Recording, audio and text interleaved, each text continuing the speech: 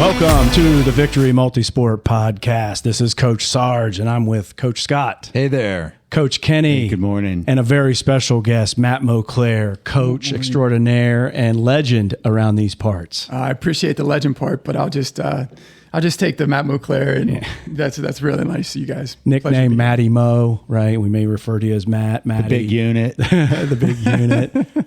Right. It's awesome that you've come to guest coach this morning with us at one of our track fartlek workouts at the park. Yeah, it was awesome. It was great to just see the community and everybody supporting each other and just getting people together in a sort of a closed area and seeing everybody and being able to interact with everybody was fantastic. It was just a great we appreciated all of your input. I mean, I think the athletes got a ton out of, pacing with you, watching their form, getting a little bit of an idea there. Plus the core workout's people are going to feel that for a bit. Oh yeah. A little extra. Well, it was funny because Lissa was there and she immediately said, "Oh, great. Matty Mo's here. Is he going to run with me?"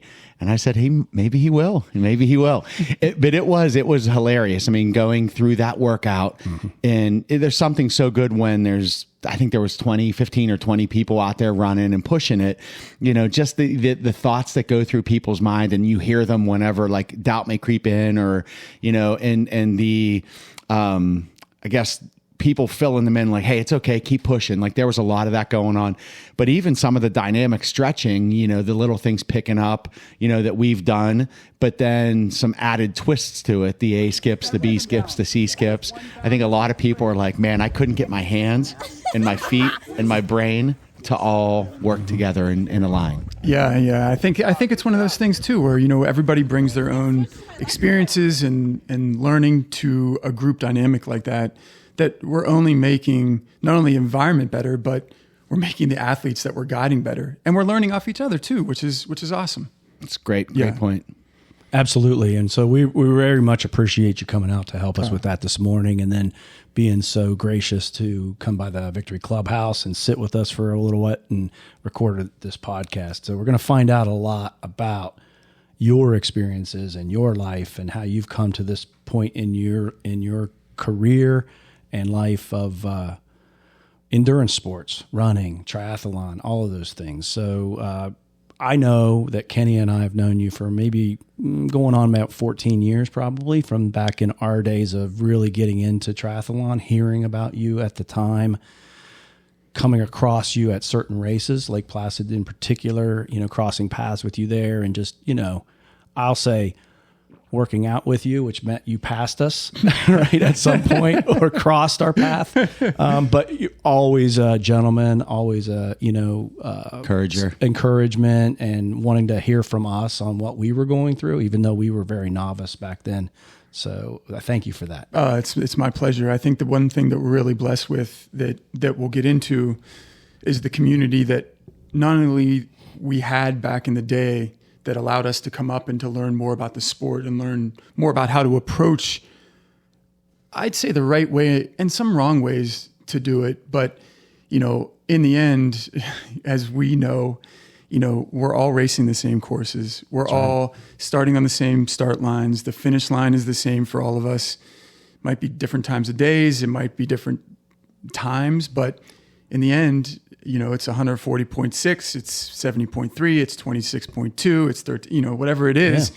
And I think that that's something that you don't get in a mainstream sport, but what that's given us is the ability to come back years later and to reconnect. I love it. Great. It's the common denominator, right, of the sport. I had a coach say that once. It's like, look, whether you're the first person or you're the last person, the hurt doesn't know the difference. That's right.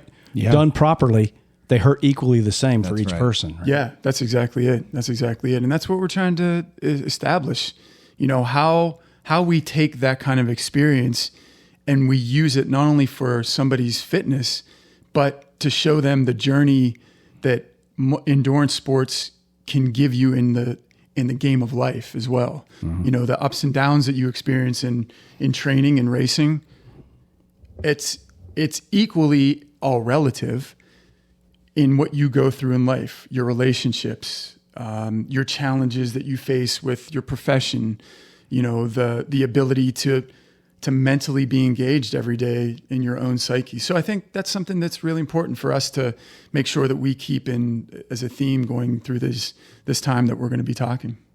Absolutely. So, can you take us back and tell us a little bit about your original journey, how you evolved into this from the start, whether it was high school or even before that. So, you had to be a swimmer, right, Matt? Bring it forward. I wish I was. For all the listeners, right? For us as well, just hearing that backstory from Matt's perspective. Yeah. Well, first of all, I just want to make sure that I thank you guys for taking the time and inviting me to the clubhouse. It's a pleasure, and being able to, as I said, reconnect with you guys, getting to meet Scott and getting to know you, and getting to know what victory stands for is really important. So I appreciate that. Mm-hmm.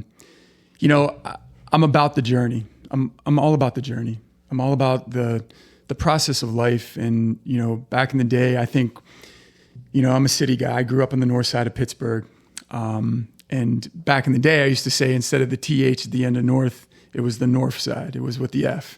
So, I was a kid that loved the energy that the city gave me. I went to city schools all through my life, and being able to see what I saw with a lot of my friends, the struggles that they had, just in general, growing up in different neighborhoods, and before I even started sport, it gave me an understanding of what life was really about. I still have friends that I talk to today that, we go back and we reminisce on the struggles, but we also reminisce on getting past those struggles. And it's really an important part of who I am today, and what I try to sort of showcase in my coaching and in my training and racing. I'm a basketball guy. I grew up playing basketball my life. I played throughout the city. I was just talking to my wife about this the other day. I had reckless abandonment in going into neighborhoods and playing on the concrete jungles of these courts, from the Hill District to Homewood to even out here at North Park. Being able to have the confidence, but also have the friend circle to walk into these neighborhoods with confidence and play with some of the top players in the city was amazing. And that's what I did all through my younger years. I had a great core of friends that showed me the right way to prepare, to train. If I wasn't dribbling a basketball, I was dribbling a tennis ball through the halls of my, grade school, middle school, high school, to try to get my handle a little bit better, to try to make the feel of the tennis ball. I remember sometimes back in the day, they used to have these things called strength shoes, where there was a huge platform on the toe. Yes. You remember that, Ken? For jumping. Yeah. So my best friend, who came from Chicago, lived in my neighborhood, we would run the city steps, and I would wake up early, run my set of steps, take the shoes off, leave them under the steps so my friend could come in another 20 minutes. Borrow them. Yeah. We both wore size 15 or 16s. So, those were the kind of things that we remember as young people, and the sport of basketball that's given me lessons throughout my life that you can't get from a book, or you can't get from a podcast. 100%.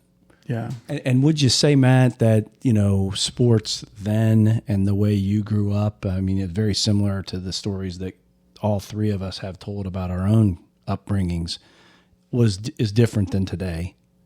Today's sports seem to be overly scripted, overly parented, overly coached in some ways, right? Overly overshadowed by what 0.1% maybe might get out of it, right? And not as much about the getting up early and doing the things on your own, right? And just doing it because you loved it.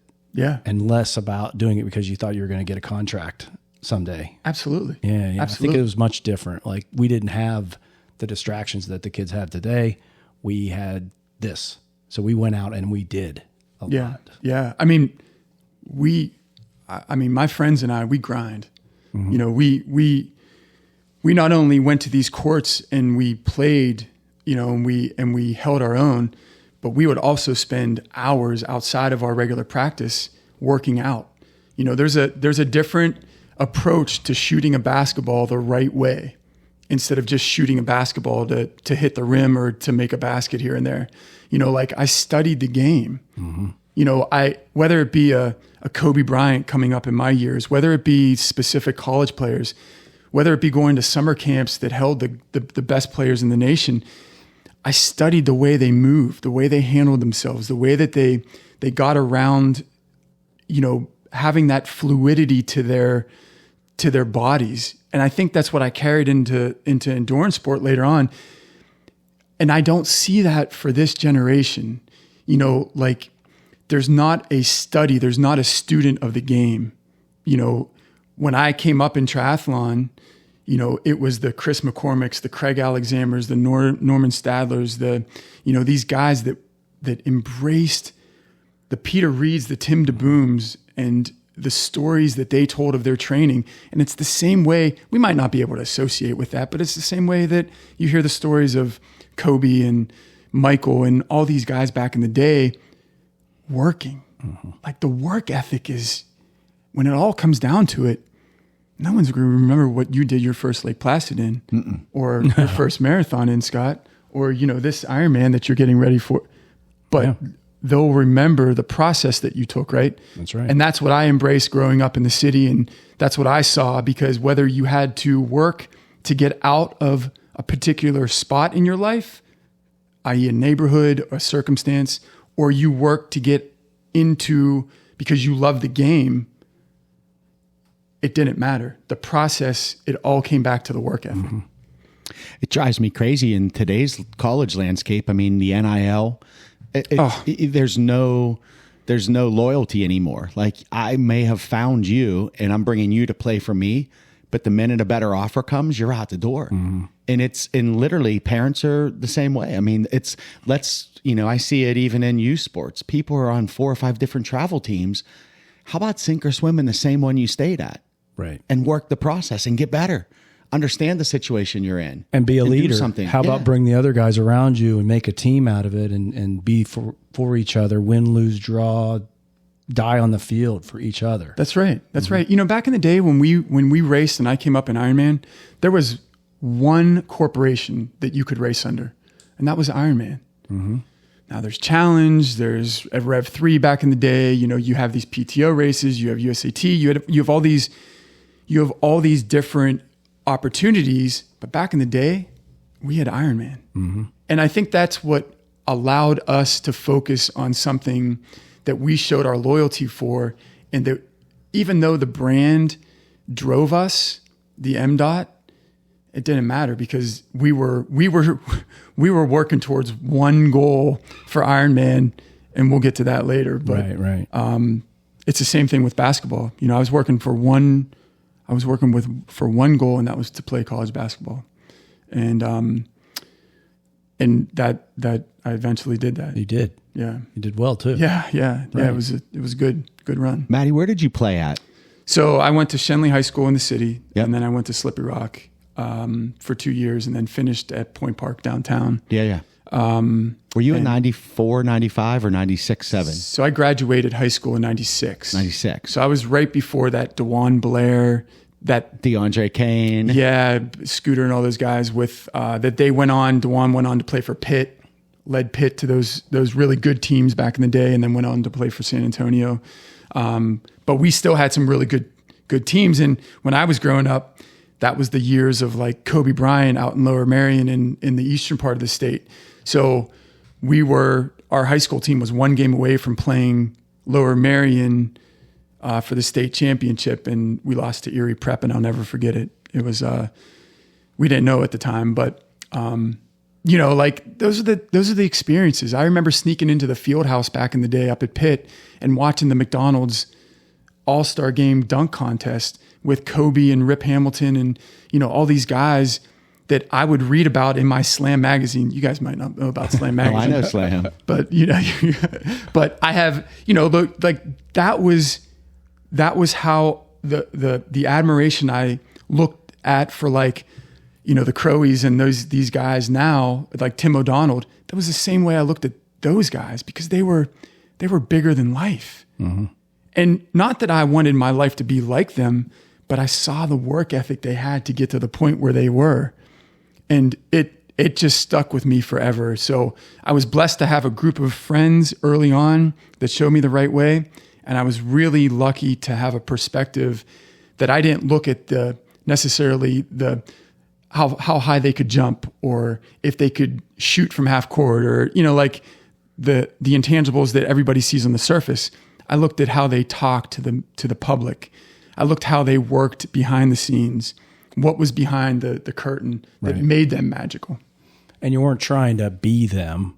No, sir. But you found qualities, skills, motivations that you saw in them that you said, that's something I want to have. Exactly. And you worked on that yourself, and you built yourself, and you built your own brand and your own personality and your own ability to perform at a high level based off a conglomerate of all these micro skills that you observed in highly successful people. Yes, sir. That's good. Yeah. I think that's a good message. I think that's a good story. That works in business. That works in triathlon. That works in basketball. That works in really anything.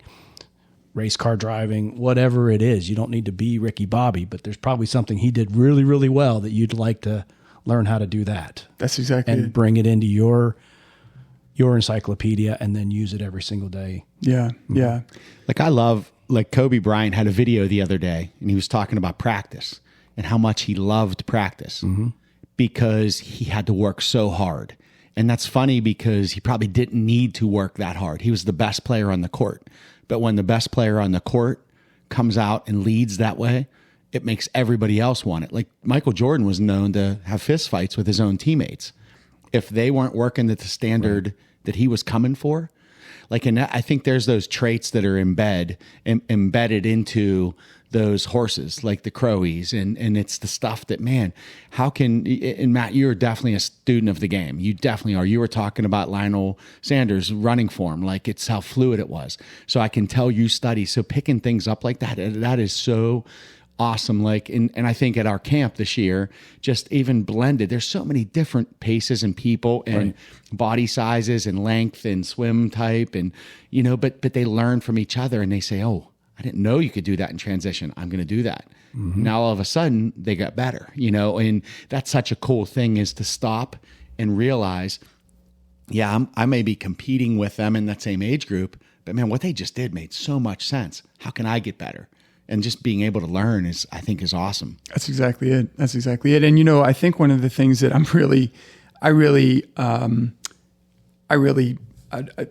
just sort of take in stride is that I didn't grow up with an endurance sport background. I ran because I played basketball. We had to run cross country to stay in shape for basketball. And there was a twinkle, there was a little bit of a glimmer when I ran cross country in high school that I enjoyed it. I enjoyed running.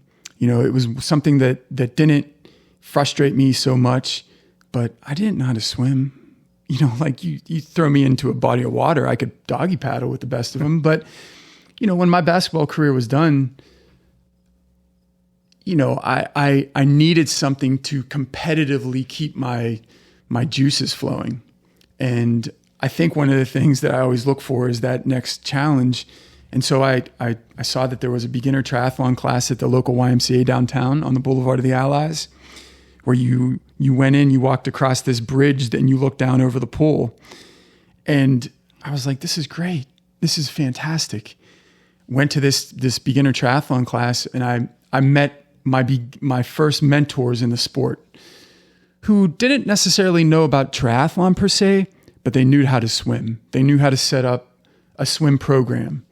And I'll never forget the first summer, I must have did 15 sprint triathlons at all the local YMCAs, at all the crooked creeks, at all the outlying counties that have these little state parks. And back in the day, what they did is they chalked out your transition area. So they chalked out it on the parking lot, and you used to have to bring like a milk carton Oh yeah. Remember Milk that? crate. Like Milk crate, yeah. Yeah, milk crate. And you would bring all your stuff and you would sit you would lay your bike down. They didn't have racks, and that would be your transition area. And I remember my first triathlon was in open water, and I can't remember where it was, but I hung on to the out and back lane rope the entire time because I was so afraid to put my face in the water, and I didn't really understand how to do that. And I got on the bike, I time trialed the bike, and I just survived on the run. But I think I was running in those old gray New Balance that I see those. Sarge has the white leather ones. Oh, do you? No, I do not, but that's the running joke. Barbecues in them. The bar. Yeah. But that they weigh Oh, yeah.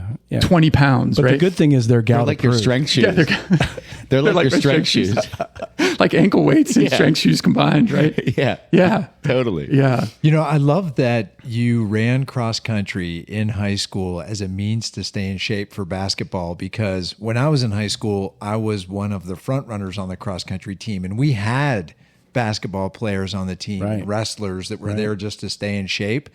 And they ended up becoming some of our best track athletes. Like, they came back in the spring and they were like, wait a minute, like the same comment that you made, I kind of saw something there, or felt something there maybe that I enjoyed, but I'm not really familiar with it. And later on leaned into it.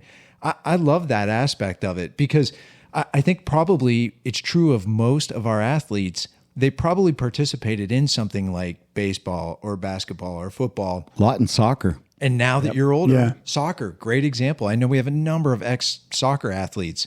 And now that you're older, it's like, wait a minute, like maybe I kind of did a little bit of this before. I might be good at this. Let me lean into it a little bit more. Let me sign up for 15 sprint tries and let me just get out there and see what happens. You just never know. Sir. Yeah. You never know. And we like the mainstream sports, if we did that crossover, we suddenly looked at you guys as like, wow, you can run this fast and this far. And I mean, how cool is that? Now, some of us did.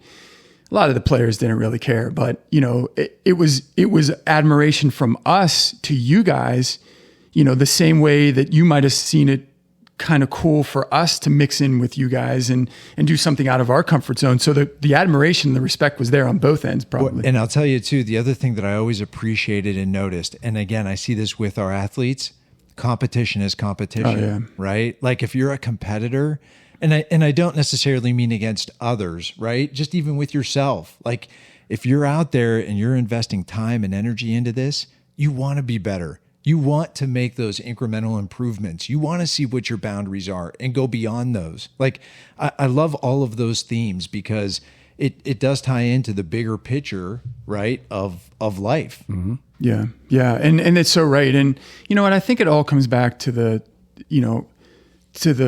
process and understanding how to work efficiently, how to understand how to work, with discipline, understanding how to come back every day.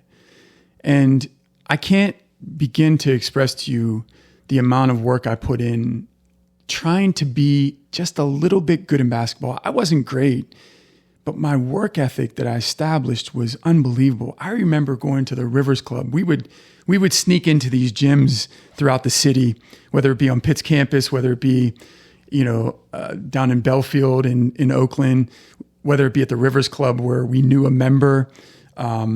We would stack aerobic steppers up, like 10, 15, and we would practice and we would work on our vertical jumping up on these steppers. And I'll never forget it. And it's so funny that we're sitting here talking about it, because, if my friends here from back in the day, they'll sort of get a chuckle out of it, because we kept putting one stepper up, like every 3 weeks. And that was our goal, whether it was a running start, whether it was a, off 2 feet, just straight vertical, but that was the goal. I mean, just things that we did back in the day, I brought with me in terms of thinking outside of the box, not only for when I raced, triathlon for a number of years, but now as a coach, putting on an oversized t-shirt, doing a swim workout, attaching, swimming with shoes on in the pool, counting different cadence steps when you run,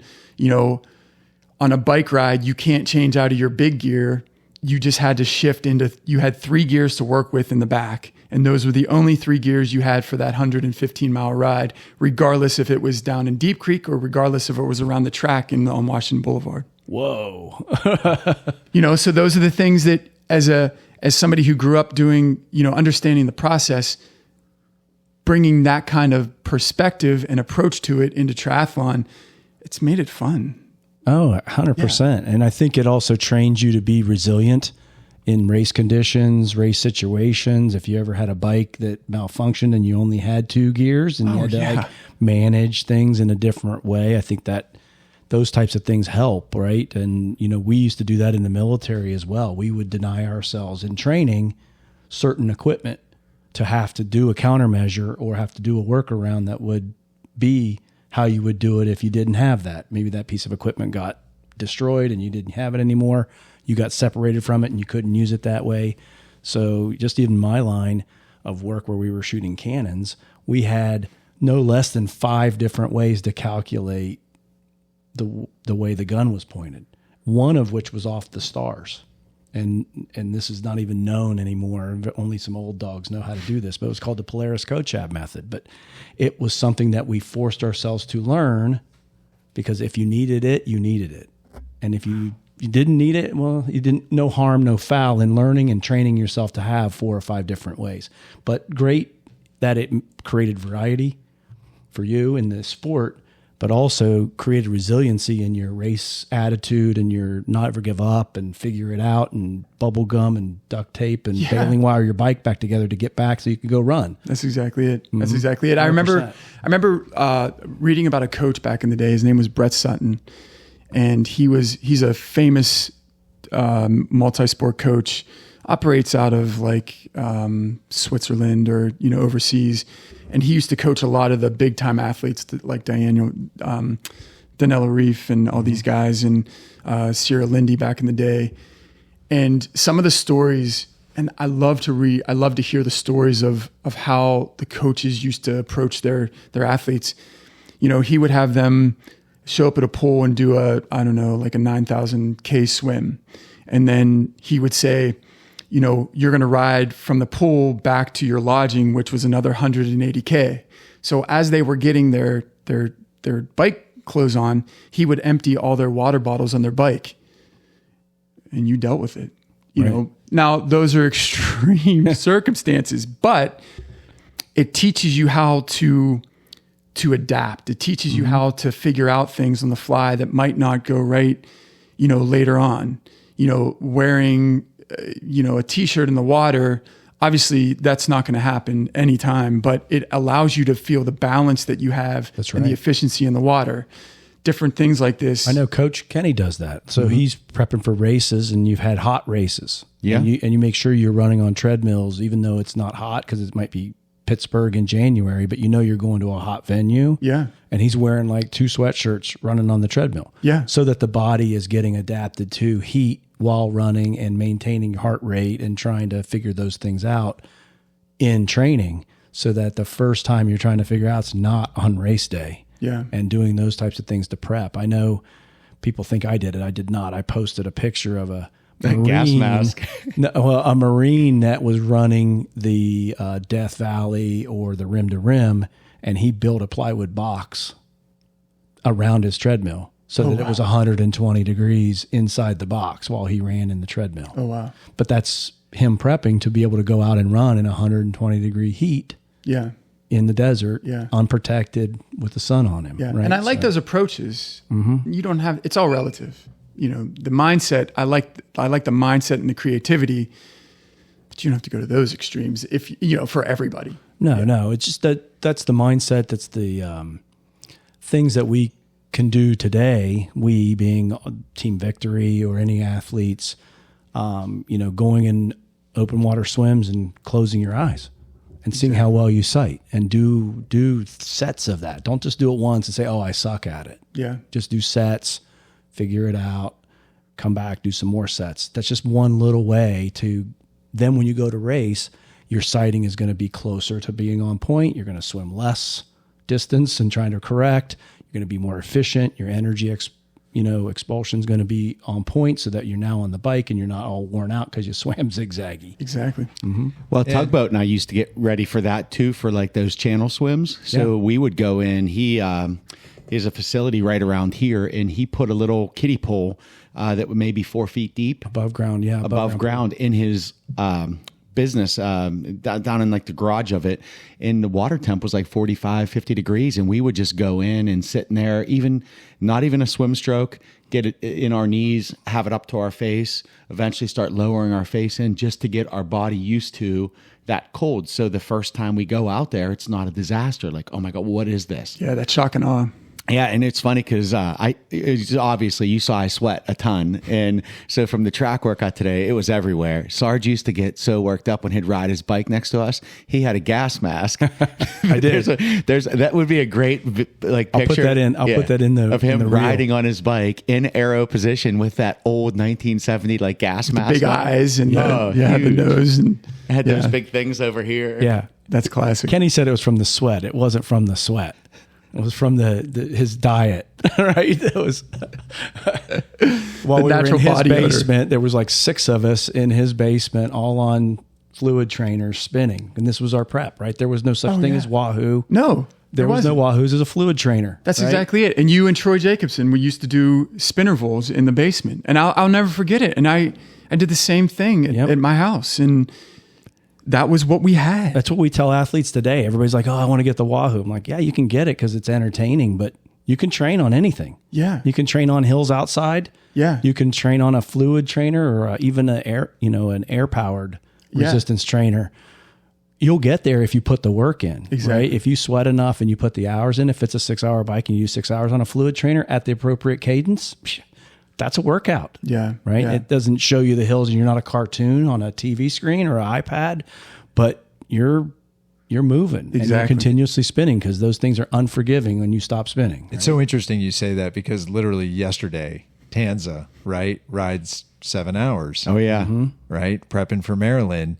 And about 5 hours into it, I get a text, "Hey, my Zwift failed," or my whatever. And I'm like, "Well, can you still ride? Are you still moving?" "Yes." "Okay, well, keep Maryland going." Doesn't care. Yeah, that's right. That's right. Well, and coming back to the broader theme of just like the no water in a water bottle, knowing that's extreme, the theme is dealing with the unexpected, right? So if you get into a race and something goes sideways, one of the reactions from a physiological perspective is your heart rate will jack, right? Because you're like, "Oh my gosh, what's going on?" You panic. Yep. Being able to handle those situations in a calm demeanor, going to keep your heart rate down, keeps you focused, probably get you through whatever you're dealing with a little bit easier, a little faster, right? It might feel slower, but because you're staying relaxed and you're staying focused, you get through it a little bit quicker. Smooth as fast. Yeah, I actually had this conversation with Sipple yesterday, right? So at Penn State, he had an issue with his chain getting jammed up, and it cost him a few minutes. And then yesterday, he did extremely well. He crushed his race, but he actually had a problem with his pedals when he came out of transition. And so he had to spend a minute or two getting his shoes right and getting everything on. And then once he got it going, he took off and obviously killed that race. But I reminded him, I'm like, "Look, it's okay that those things happened in those race settings. You sort of want that to happen now, right? Because what you're doing is you're learning how to cope and how to cope in a stressful situation so that when these things happen again, you're okay. Like, we just do it, you take care of it, and you move on, and you don't miss a beat. And I think yesterday was a great example of that. He dealt with it and crushed the rest of the race, crushed the whole thing. Yeah. And, I think that's one of the things when I come back to, looking back on my career, coming out of that first season with, all these sprint triathlons, for me, that was the natural progression is I started to hear these rumblings of Ironman, and it perked me up a little bit. And I remember, back in the day, it wasn't as, you didn't have to refinance your house to sign up for Ironman like it is now.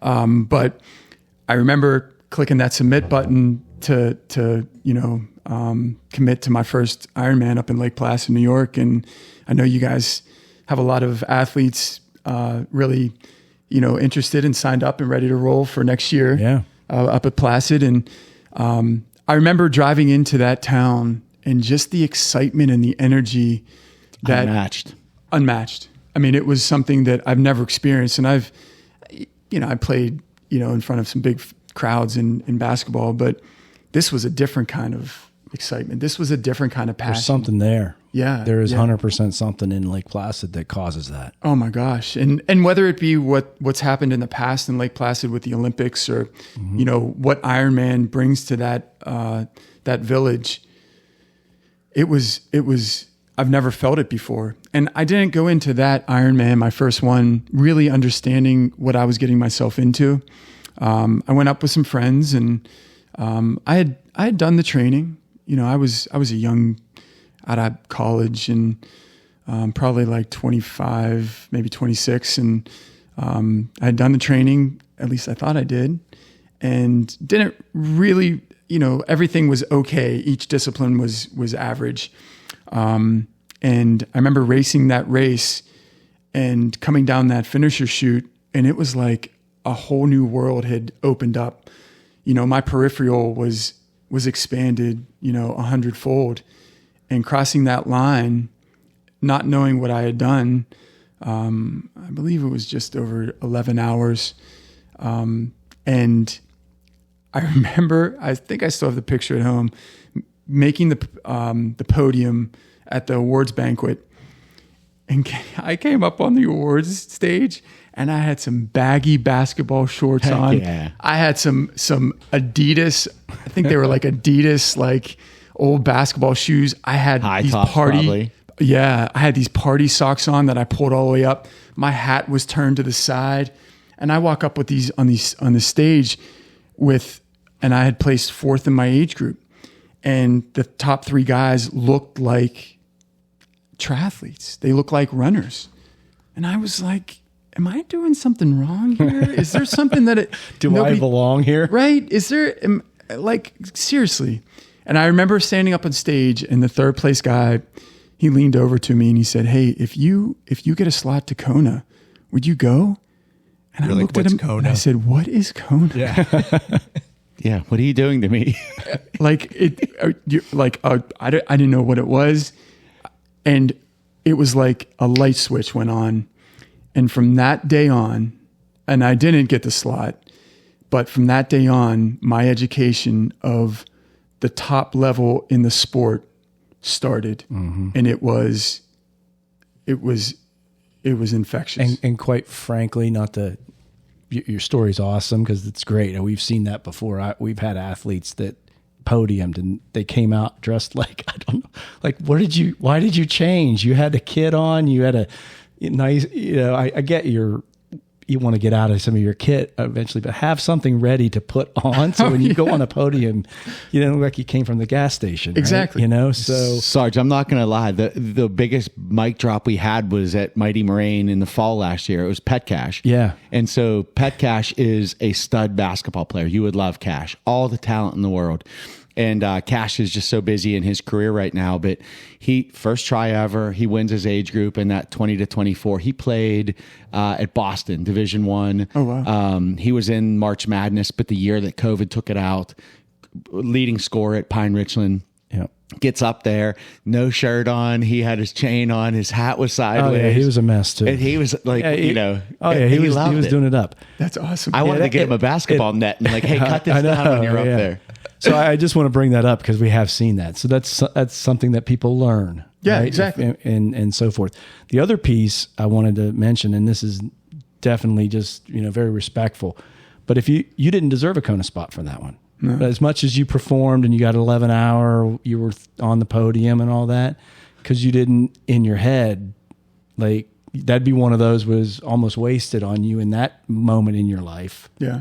Right. But later, or what it did was it did exactly what Ironman and endurance sports and woke up a sleeping bear. Yeah. Oh yeah. It lit the fuse. Right. Yeah, so the fuse was lit and brought it back. And I told a story to Coach Scott about something I did last weekend. It was a competition of sorts and I was doing pretty well. And the guy that was scoring for me, it was a shooting competition, said, "Oh, you could medal."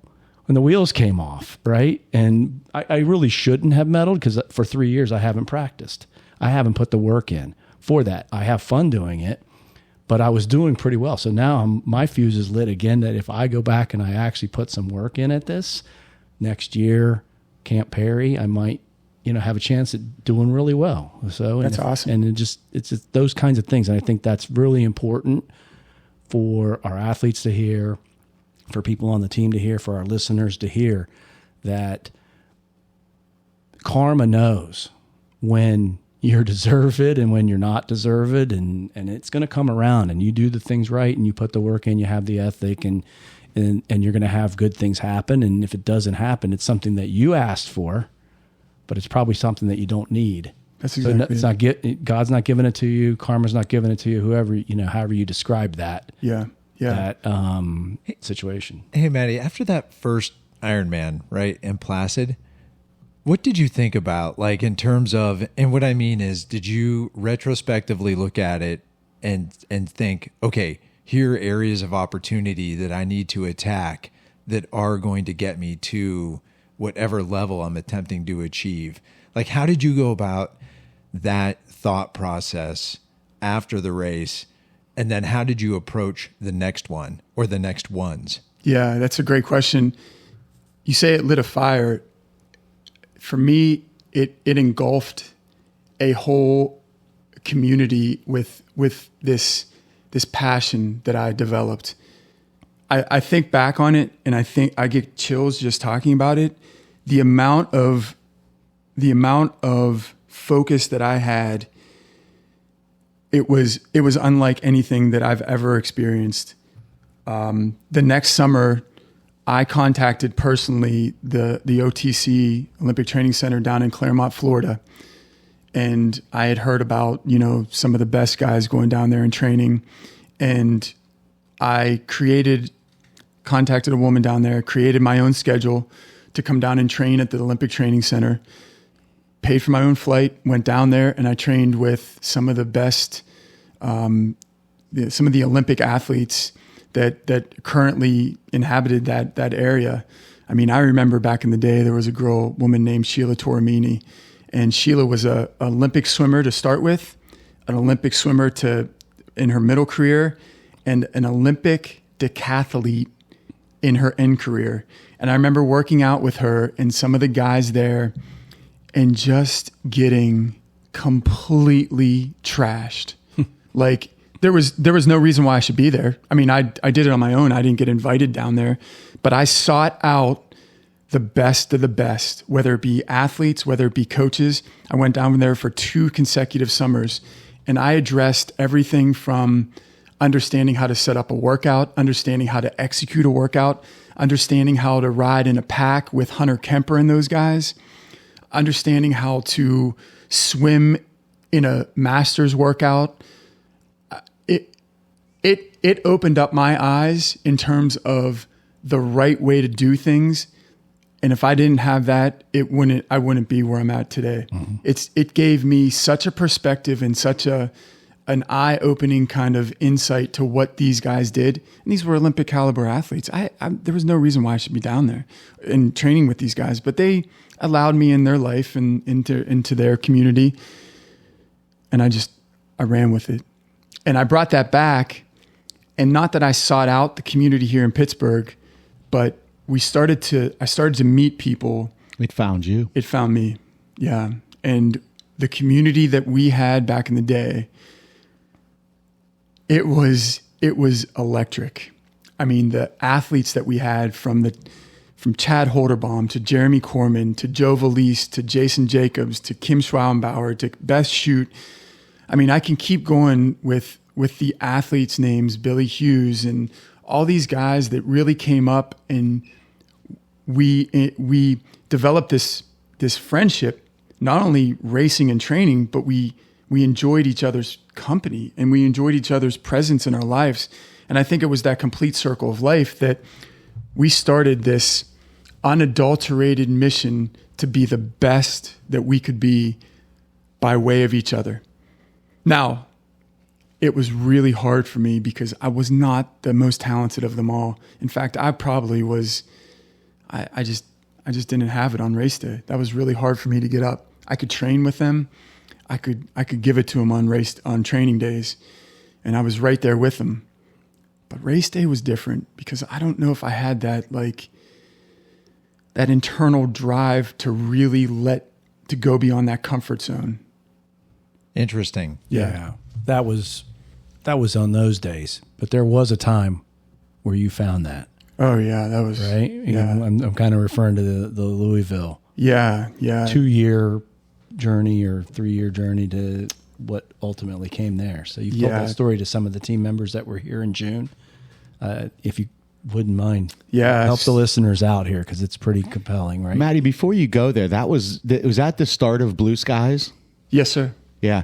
So I mean, in us growing up in that that's when Sarge and I found IRONMAN, and seeing that sky blue uniform, you knew business was coming, and all of them were it was Murderer's Row. So who are you riding with? I mean, I remember going out on a ride with Boomer one time, and I was thankful that I could stay on his butt at least a quarter mile down and see him. Earl Jack, maniac. I mean, just a legend. I mean, the people that came from Ty Blue was just insane, one after another. It was crazy, and everybody had their own coaching approach. Like everybody was coached by different people or self-coached, but when we came together and we trained together and we established that dynamic, it was bar none. We would travel out to Arizona, to Tucson. We would travel down to Deep Creek to ride the Diabolical Double, and we would bring the heat. I think back on it, and the training that we did was way more impressive than the racing that we eventually got to, because it was legendary. It was legendary, and that's what I went back to my basketball days. The process is what I took with me from that. It was all about the process. It was all about the work. It was all about what you did between those lines during the week, whether it be going up to Pit Masters and swimming with those guys, whether it be, coming out here to ride, 150 miles with the group that we had. I mean, we would just get after it. And so throughout my early days, I started to hear this. I started to learn about what Kona was, what Hawaii was. The amount of times that I've watched the NBC coverage that they used to do when it was good, when Jim Lampley was the voice of the NBC show, and the amount of times that I recited that broadcast directly in my basement while riding my trainer and watching Chris McCormick run to the finish, or Norman Stadler, and some of these Germans that really paved the way for the sport, Peter Reeds and Tim DeBoom.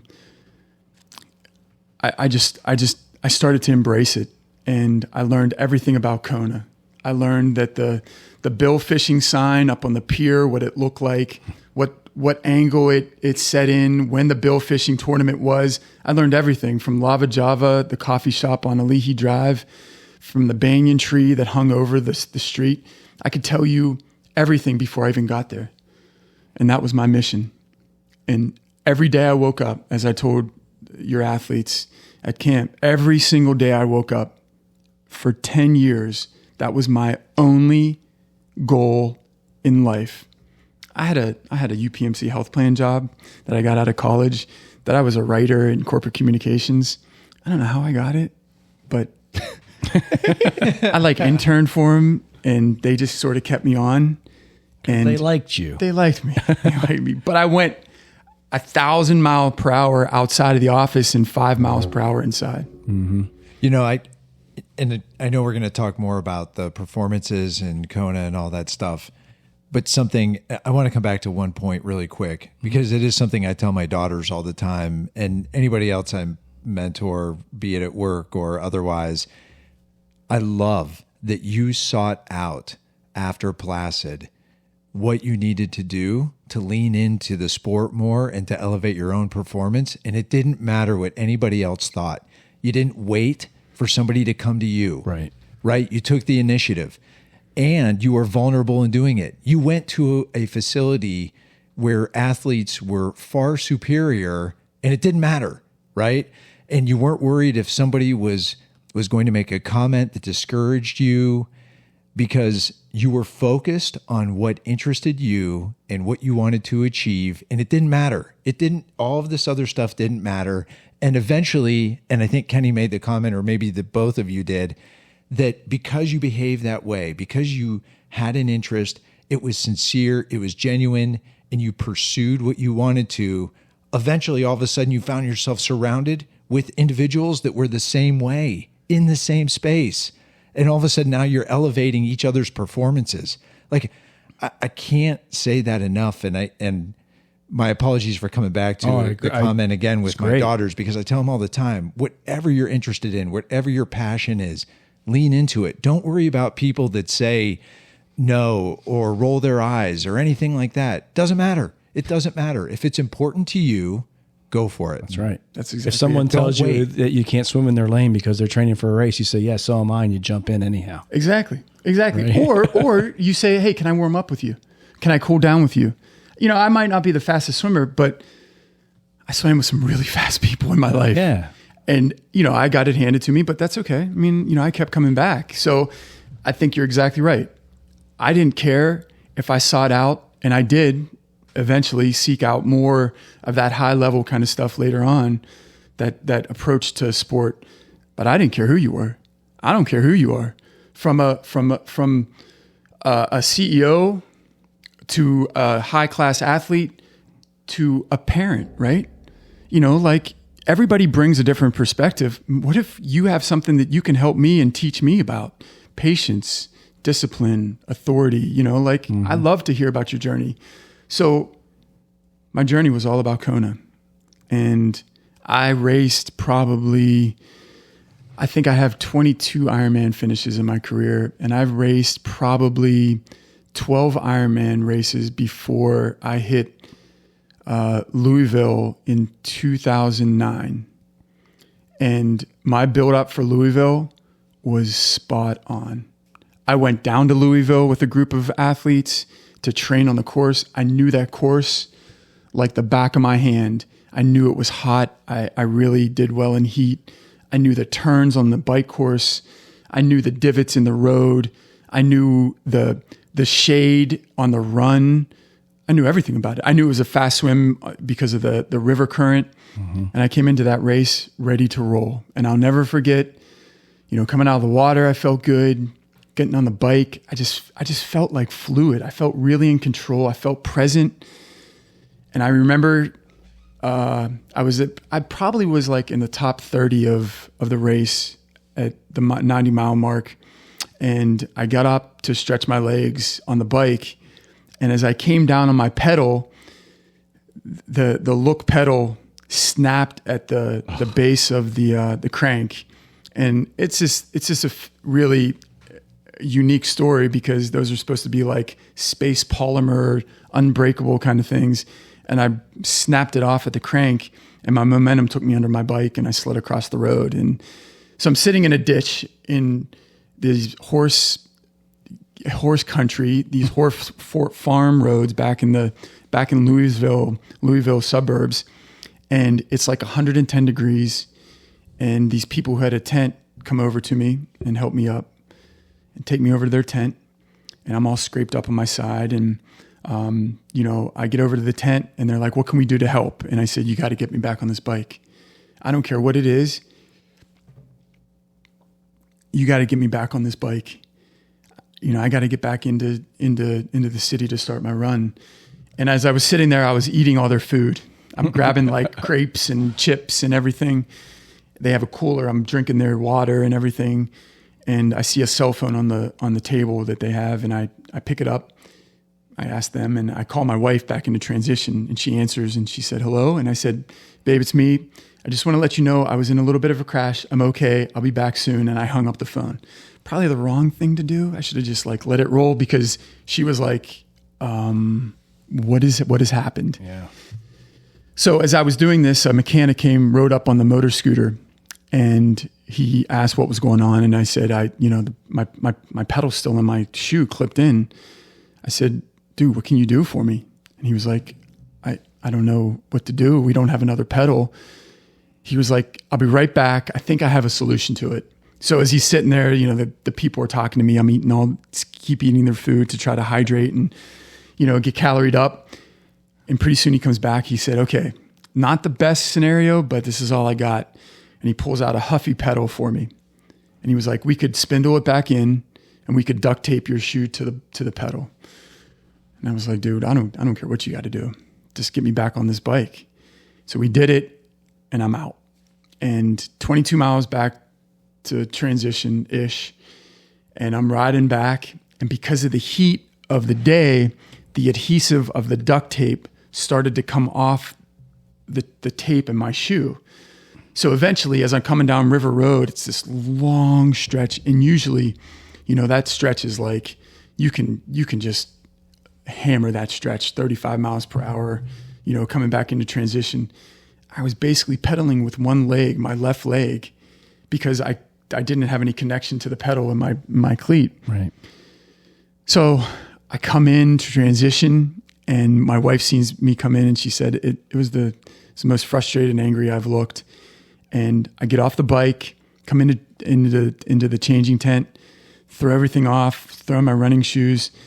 And that day I ran my fastest Ironman marathon and I missed qualifying for Kona by the time that I spent messing with that pedal out in course.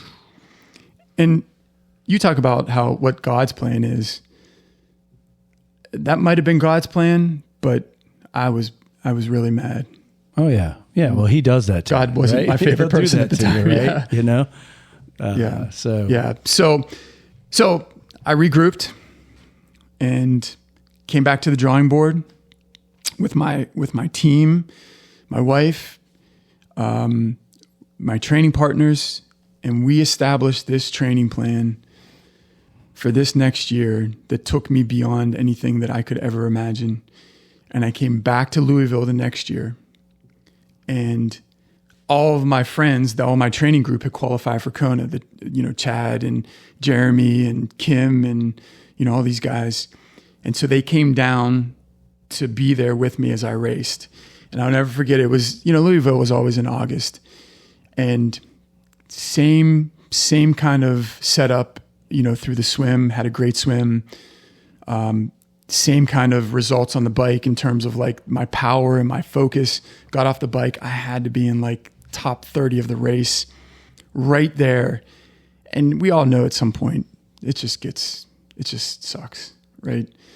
And I remember Chad and Jeremy riding their bikes out on course and riding next on the sidewalk of Louisville's run course and motivating me to just take one more step, to just go one more quarter mile, to just get one more mile in your belt. If I had a spear, or a bow and arrow or something, I probably would have impaled them, because it was constant type of motivation and egging that was great and got me through it. But I just didn't want to hear those voices. I just wanted to walk. I just wanted to just be content. I did what I could. And I remember there's a turnoff at Louisville before you come down the really famous, what used to be 4th Street Live. And the crowd is stupid along this course. And you had to turn off and spectators couldn't go there. And they said they'd meet me at the finish. And as soon as they left my sight, I walked. I was like, I'm done. This is it. And I had like a mile and a quarter left. And I was like, I'm good. And then something just, I don't know what it was. It just clicked in me. Maybe it was God's voice. Maybe it was something that, had built up throughout these years. Coming back to the process, understanding what has been sacrificed, understanding that, this was my time. This was my opportunity to seize the day in terms of working as hard as I did, having people help me out as much as they did. My family was there. So I started to jog a little bit, no one was around in terms of athletes, that were in my view or in my competition.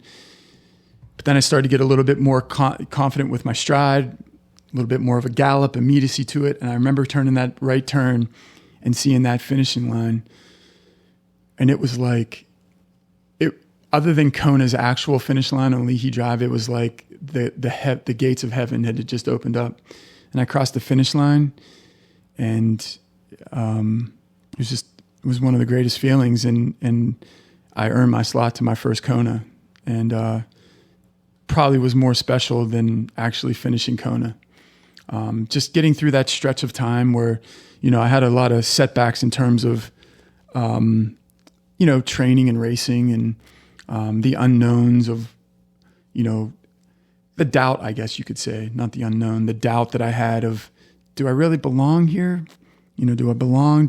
Have I really earned my slot to Kona? Mm-hmm. Not that I was identified as a Kona qualifier, but it meant a lot to me. It was that metaphor of life that, I wanted to walk the hallowed grounds of this sport that I studied so much. It was super important for me to get to that place. And the way that I did it, I'm super proud of, not only for myself, but I'm super grateful for the people around me and my family, my wife, who's a saint and a godsend, put up with everything that I went through and she had to endure. And, signing that paper to solidify that spot was, man, you could have said it was $1 million and I'd have put it on my credit card or asked Kenny for the loan. But we would have done it. We would have done it for you.